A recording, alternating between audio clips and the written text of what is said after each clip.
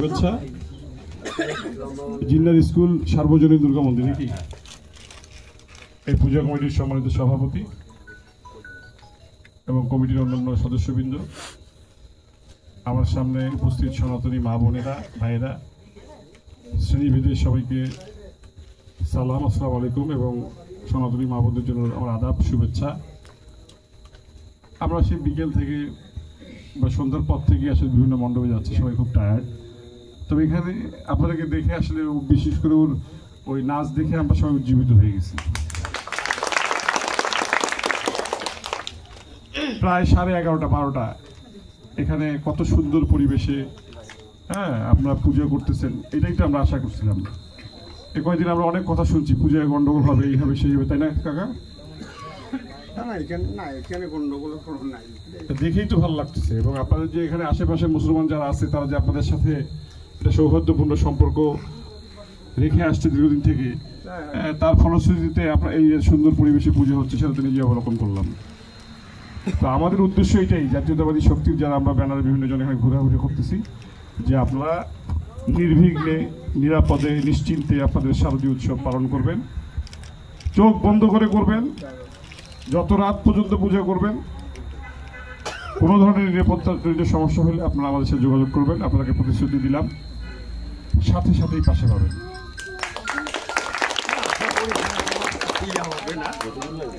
দেশে কোনো রাজনৈতিক সরকার নাই তো, এই জন্য আমরা একটু ভয় পাচ্ছি। যদি রাজনৈতিক সরকার থাকতো তাহলে এত ভয় পাইতাম? আমি একটা অন্য কথা বলি,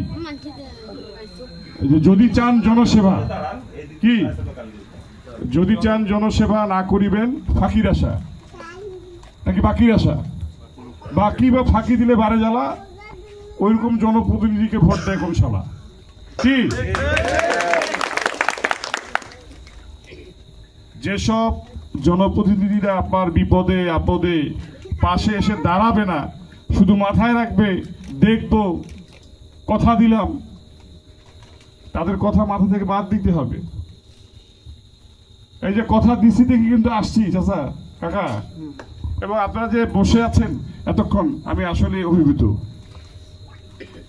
তো আগামীতে আমাদের এই ভ্রাতৃত্ব এবং সৌহার্দ্যপূর্ণ সম্পর্ক আরো গভীর হবে, আরো মজবুত হবে, আরো এই সনাতন এবং মুসলমানদের মধ্যে সেতু বন্ধন করে উঠবে।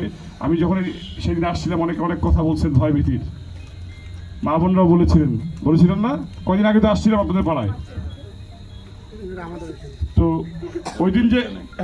ওই দিন যে কথা দিয়ে আসছি, তার প্রমাণ পাইছেন তো নাকি? আজকে আসলাম তো, এরকম যে কোনো সময় ডাকবেন, আসবো এবং আপনাদের পাশে থাকবো। নির্বাচন আসবে, নির্বাচন যাবে, আমার আব্বা হয়তো ভোট করতে পারে, ভোটে হারলেও আপনাদের সাথে এই সম্পর্ক থাকবে, জিতলেও এই সম্পর্ক থাকবে।